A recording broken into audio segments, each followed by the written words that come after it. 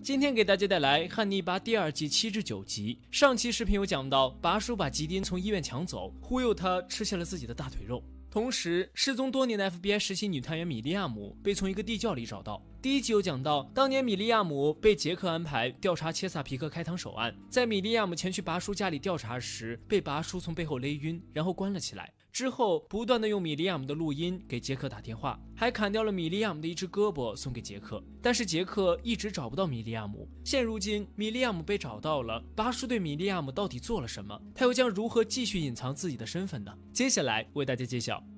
第7集开始，杰克和米利亚姆谈话。杰克对米利亚姆说：“你肯定是因为找到了开膛手，开膛手才把你囚禁起来的。”米利亚姆却说他并不记得自己之前做了什么，相当长的一段记忆都是空白的，感觉自己的大脑是被控制了，认不清自己是谁，又在哪里，没有恐惧，没有痛苦，就像做了一场梦，甚至觉得开膛手对他还不错。他没有见到过开膛手的脸，但是坚信可以听出他的声音。杰克有那么一点怀疑拔叔就是开膛手，所以请他到 FBI 来，在访谈室和布鲁姆聊天，让米利亚姆在外面听他们的谈话。但是经过辨别，米利亚姆认为并不是拔叔囚禁了他。犯罪精神病院这边，小茶杯因为多项杀人罪名均不成立被释放。切尔顿也相信拔叔就是开膛手，他对小茶杯说：“你要努力哦，我已经迫不及待的想看到拔叔被关进来，我可不想成为他的盘中餐。”小茶杯对切尔顿说：“既然是这样，你就应该对杰克坦白一切，坦白你一直和拔叔探讨如何实施非常规疗法，如何控制一个人的思想，这样杰克才会坚信拔叔就是开膛手，你也才能保命。”切尔顿反问道：“你最坚持拔叔就是开膛手，他为什么不先杀你呢？”小茶杯说：“因为他想跟我做朋友。”小茶杯出狱后并没有记恨杰克，而是很快投入了切萨皮克开膛手案的调查。他们一起来到发现米利亚姆的小屋，这里有专业的人体解剖设备，罐子里还存放着女法医卡兹的血。她被切割成片之前先被放干了血，被嫁接到树上的议员也曾被关在这里。小茶杯分析后对杰克说：“这里就是开膛手的舞台，所有的杀人活动都是他的表演。之所以把米利亚姆带到这里而不杀了他，是因为开膛手想让 FBI 找到这里来，然后把证据引向别人。”杰克说：“也许他已经达到目的了，比如米利亚姆认为并不是拔叔囚禁了他。”小茶杯对杰克说道：“2年的时间，拔叔足以改变米利亚姆的意识，你不能采信这里的任何表面线索，这些都是被拔叔精心设计过的。”小茶杯回到家，他收养的一群流浪狗热情地迎接了他，一直帮他照看狗狗的布鲁姆也迎了出来。小茶杯对布鲁姆表达了感谢，布鲁姆却一脸严肃地对小茶杯说：“你想杀了拔叔，这动摇了我对你的整体认知，不能因为你遭受了牢狱之灾就怪罪到拔叔头上，你看错他了，他不是你说的开膛手，而是一个十足的良师益友。”小茶杯反驳道：“你只看到了他的好，你根本没看到他的真面目。”已经和拔叔共度良辰的布鲁姆显然不相信这些，他甚至直接质问小茶杯会不会继续伤害拔叔。小茶杯没有回答，而是真诚地劝告布鲁姆说：“他是一个危险人物，我建议你离他越远越好。”说完，带着狗狗们进了屋，布鲁姆则一脸不悦地离开。另外一边，切尔顿已经坚信拔叔就是开膛手，并且经小茶杯的警告，他意识到自己处于危险之中，因此主动找到杰克说他想协助杰克侦破开膛手案。开膛手毫无疑问就是拔叔。杰克问他是有证据还是仅仅是一个看法。切尔顿说现在有了新的证人，这个人就是小茶杯，因为小茶杯已经不是嫌疑人了，就可以是证人，并且他的记忆恢复了很多，记起了很多事情，包括拔叔是如何控制他的意识，如何诱发他的脑炎。杰克反问道：“为什么他不直接告诉我呢？”切尔顿说：“因为你不相信他。”切尔顿进一步分析说道：“拔叔很可能对米利亚姆使用了同样的手段，抹去了他的一部分记忆，还说自己可以尝试帮助米利亚姆恢复记忆。”杰克显然不相信切尔顿，他冷冷地说：“米利亚姆不是你的病人。”然后起身离去。小茶杯来见米利亚姆，说自己以前也被拔叔控制了意识，是利用光的刺激诱发大脑中的癫痫反应，造成意识模糊和记忆缺失。米利亚姆说他记忆里也有灯光，那个人就站在灯光前，像一个静止的剪影，伴随音乐在播放，他的声音很低沉。很明显，米利亚姆经常被拔叔催眠。小茶杯悲伤地说：“你我都是他计划的一部分，并且现在他显然还没放手。”气愤的小茶杯偷偷潜入了拔叔的家里，拔叔通过闻气味就知道了小茶杯的存在。他说：“你的须后水跟以前一样不合适。”小茶杯从暗处站了出来，用枪指着拔叔说：“为了正义，我要杀了你。”拔叔平静地说道：“你不觉得好奇吗？开膛手为什么找到的是你和米利亚姆？你知道他想从你们那里得到什么吗？”小茶杯表示不知道，要拔叔告诉他。拔叔没直接回答，而是说：“如果你杀了我，还有谁会告诉你呢？”气得小茶杯几乎要把枪管顶到了他的脑袋上，但是最后也只能作罢。杰克相信当初正是米利亚姆找到了拔叔，拔叔才囚禁米利亚姆的，所以以给米利亚姆治疗为名，带他来到拔叔家，希望他的那段记忆可以有所恢复。但是米利亚姆什么都没想起来。FBI 法医检验室这边，从被嫁接到树上的议员的尸体上发现一枚不完整的指纹，系统匹配发现是拔叔的，但是因为指纹不完整，不可能被法院采信。同时发现米利亚姆的血液中有2种药物，而这2种药物都是切尔顿医生常用的。到底切尔顿是开膛手还是拔叔是开膛手？杰克又开始疑惑，他命令把2个人都带来接受调查。可惜已经晚了，外出回到家的切尔顿发现吉迪恩正躺在他的家里，2条大腿都已经被切掉。他转身往外跑，不小心摔了一跤，趴在了拔叔的脚下。这时突然有人敲门，是 FBI 的人来了。切尔顿爬起来往外冲，被拔叔直接捂住口鼻晕了过去。然后拔叔悄悄走向门口去开门。当切尔顿再次醒来时，左手里是刀，右手旁是一把枪，地上斑斑血迹一直从客厅延伸到厨房。2个 FBI 探员已经被开肠抛肚，作案手法和开膛手一模一样。很显然，这是拔叔栽赃切尔顿的杰作。切尔顿慌慌张张地拎着行李来到小茶杯家，换了衣服之后，他对小茶杯说：“我和拔叔的个人属性完全相同，所以他选我当替罪羊。我已经没办法证明自己的清白，我要逃往国外。等到你证明拔叔就是开膛手之后，我再回来。”这时，屋外的狗狗开始狂吠，原来杰克带人过来了。是小茶杯通知的杰克，气愤的切尔顿要毙了小茶杯。小茶杯说了句：“你不是杀人犯”，转身出去开门。等杰克冲进屋时，切尔顿已经跳窗逃走。在屋后的树林里，杰克追上了切尔顿。FBI 审讯室内，心理医生布鲁姆被安排与切尔顿谈话。从聊天中得知，布鲁姆真的相信切尔顿就是开膛手，而拔叔不可能是，还说切尔顿故意操纵吉丁和小茶杯，故意把调查的方向引向拔叔。切尔顿警告布鲁姆说：“你根本看不到真相，当有一天你看到真相，就太晚了。别说我没警告过你。”此时杰克正带着米利亚姆隔着玻璃在监听。米利亚姆越来越激动，他颤颤巍巍地说：“是他囚禁我的，就是他。”然后夺过杰克的枪，一枪爆了切尔顿的头。另外一边，小茶杯敲开了拔叔的家门，他告诉拔叔，他要重新开始接受心理治疗。2个人又一次坐到了各自的座位上。汉尼拔第2季第7集结束。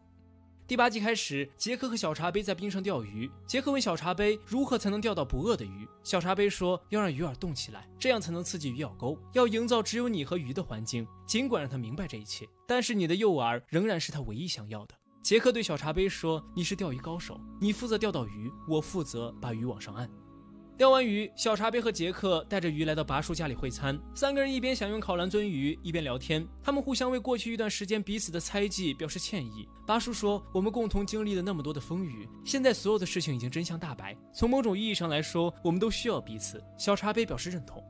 镜头转到一个养马场内，一头前2天生下死胎的母马突然死了。兽医检查时发现，母马的肚子里似乎还有一个小马驹，肚皮上还有长长的已经缝合好的伤口。拆开伤口，兽医摸索着，竟然从马肚里拽出来一个女人。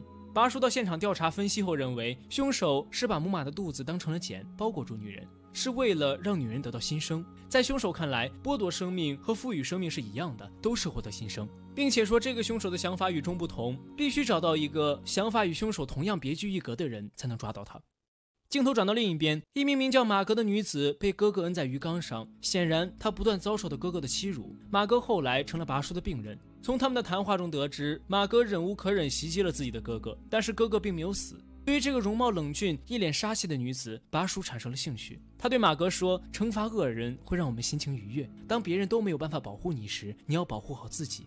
实际上，如果你杀了他，你的疗效会更加显著。”马格没有接话，只是静静地看着拔叔。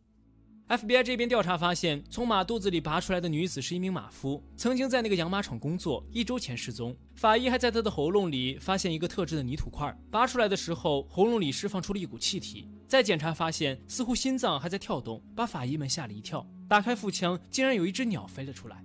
小茶杯来到马场进行犯罪过程侧写，他认为凶犯先是蒙上了马的眼睛，然后给马打了麻醉针，再抱来受害女子，将女子缝到马的肚子里。腐蚀因为分解在马肚子里聚集气体，然后会把小马驹推出母马的体外，这是一种死后生产。凶手是想以这种方式让女子获得新生，这样推测出凶犯了解这匹马，并且认识受害女子。在凶犯眼里，这是治疗，不是谋杀，更是悲伤使然。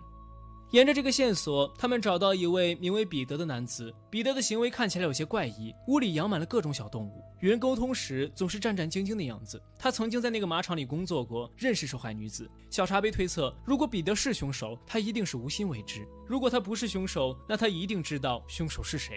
小茶杯又来找拔叔进行心理治疗了。谈话间可以看出，小茶杯对拔叔依然没有放下质疑。他对拔叔说：“我不指望你承认什么，但也不想再听到谎言了，别再对我撒谎了。”拔叔问小茶杯：“那你能做到坦诚吗？”小茶杯没有直接回答。拔叔又问：“为什么要重新开始治疗？你还有杀我的想法吗？”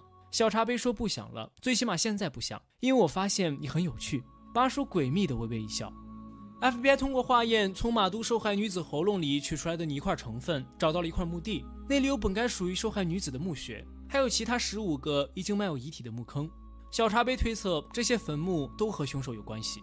被哥哥欺辱的女子马格又一次找拔叔进行治疗，说是治疗，但是看起来像是一种怂恿。每个人都有能力做出极其残忍的事，你的哥哥侮辱了你，你的家人还站在他那边，这都是一种残忍。马格说：“是呀，现在他们都觉得我才是个怪人，我知道我哥哥会卷土重来，我要阻止他。”拔叔说：“你永远怪异不过，做个怪人没什么不好。如果你真想杀了你哥哥，等到你有把握脱罪再下手，或者找人替你下手。”小茶杯带着那只从受害女子肚子里飞出来的鸟来找彼得。正如小茶杯所料，彼得没有杀害受害女子。至于是谁杀了女子，彼得不敢说，他认为说出来也没人相信，并且对方一定会栽赃到他的身上。小茶杯再三保证下，彼得说他认为是他的心理咨询社工英格拉姆所为。英格拉姆很快被请到了 FBI， 布鲁姆对英格拉姆进行质询，小茶杯、拔叔还有杰克隔着玻璃仔细观察着。果不其然，英格拉姆试图把彼得描述成一个自卑、易怒、对受害女子极其迷恋但又不敢靠近的人。不过他那诡异的表情以及一潭死水般的眼睛彻底戳穿了他的伪装。小茶杯他们一致认为英格拉姆是一个精神变态的捕食者，但是目前苦于没有证据，也只能放他走。小茶杯很担心彼得会因此受到英格拉姆的伤害。果然，不久之后，彼得发现自己养在笼子里的小动物全部消失了，家里唯一的一匹马也被锤死了。彼得痛苦地跪在地上。这时，英格拉姆拿着锤子出现在他面前。英格拉姆杀死彼得心爱的动物，是为了刺激他本来就脆弱的神经，然后又开始疯狂地给彼得洗脑。他对彼得说道：“你易怒，常常爆发极端情绪，然后就会伤害最亲近的人。你杀死那16个女人，是因为你喜欢她们，但是又觉得配不上她们。”痛苦的彼得此时注意到了英格拉姆手中血淋淋的锤子。放心不下的小茶杯和拔叔赶来时，彼得正在缝马的肚皮。他承认英格拉姆就在马肚子里。被扶到另一个房间的彼得交代，他并没有杀死英格拉姆，而是让他尝一尝窒息的感觉。这时，英格拉姆竟然颤颤巍巍从马肚里爬了出来。看到这一幕，同样情绪不稳定的小茶杯深受刺激。他太痛恨这种控制他人意识又要栽赃陷害他人的人了。小茶杯愤怒地用枪指着英格拉姆，他要杀了他。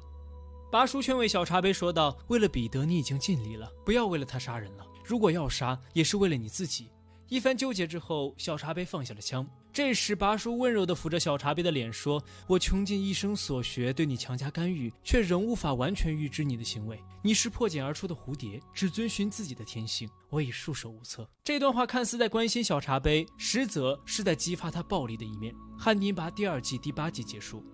第9集一开始就是小茶杯对拔叔虐杀的场景，拔叔被小茶杯绑在树上，脖子里还被缠了几圈。小茶杯咬牙切齿地说：“我要你承认你的真面目。”拔叔说：“为何非要我承认我是魔鬼，而你却拒绝面对你心中渐长的兽性？”不满意的小茶杯吹了一声口哨，一头麋鹿拉着绳子的另一端，拔叔脖子里的绳子越来越紧。此时拔叔依然冷静地给小茶杯洗脑，他说：“为何不试着唤醒我的良知？只有爱才能让我们发现挚爱之人最善良的一面，把爱意表达出来，才能让挚爱之人平和且温柔。”拔叔就差对小茶杯说：“让我们相爱吧。”小茶杯不为所动，他说：“我不会饶过你的。”麋鹿把绳子越拉越紧，最后一股鲜血喷溅而出。当然，这只是小茶杯的一个梦而已。杰克又被拔叔邀请到家里共进晚餐，这次是萨克罗蒙特牛杂煎饼。进餐时，杰克说他要学会遗忘曾经对小茶杯的质疑，还问起小茶杯现在的心理状况。拔叔以需要保护病人的秘密为由，不愿多透露，杰克也就没有再继续问。镜头转到一个偏僻的加油站，一名卡车司机拿着咖啡一边喝一边走，进到卡车驾驶室启动发动机。这时似乎有一头野兽爬到了车顶，司机察觉到了异常，下车查看，一只大手猛的一下就把他拽到了车顶上，然后就是伴随着凄厉惨叫声的鲜血四溅。清醒后，小茶杯来找拔叔进行心理咨询。他说自己很后悔当时没有一枪毙了社工英格拉姆。拔叔说：“你要学会与自己的欲望相处，接受最真实的你。”然后他让小茶杯闭上眼睛，想象一下当时一枪崩了英格拉姆的场景。小茶杯照做了，睁开眼睛后，拔叔问他什么感受。小茶杯更是懊悔，他说：“我错过了良机，我应该毙了他，就像当初毙了霍布斯一样。我渴望那种快感，那种掌控一切的力量感。”拔叔说：“很好，记住这种感觉。”很明显，拔叔还在努力黑化小茶杯。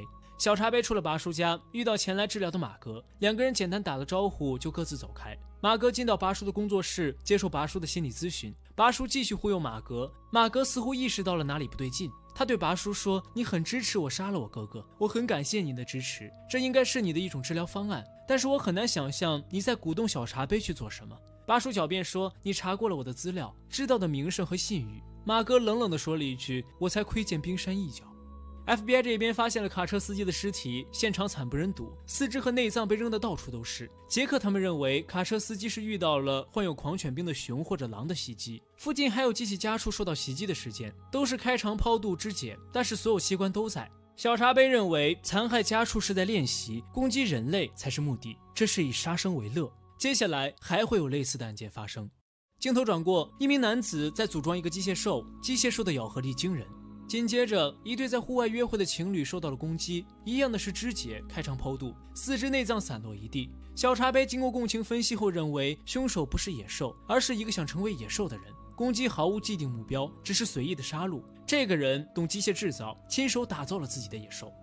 小茶杯来找拔叔讨论案情，他说凶手这不是愤怒，愤怒是对挑衅的情绪反应，这是凶手的一种本能，他把受害者都撕碎了，这是在耀武扬威。拔叔又想趁机黑化小茶杯，他说：“你能想象把一个人撕碎是什么感受吗？还是你更喜欢用枪？”小茶杯说：“用枪不够亲密，用双手更能让人满足。”拔叔微微一笑，在他眼里，小茶杯一定是越来越优秀了。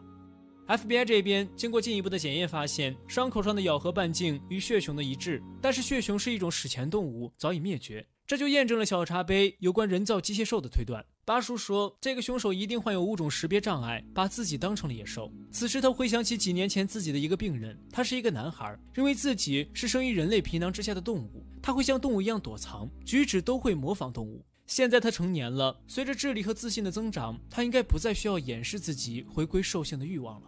很快，拔叔在一个史前动物博物馆里找到了这个男孩兰德尔。兰德尔很感谢拔叔对他的治疗，使得自己现在可以正视自己的问题。拔叔对兰德尔说，心理医生在劝诫别人时也会怀有同等的好奇心，我们为病人指明出路，同时也好奇这条路会通向何方。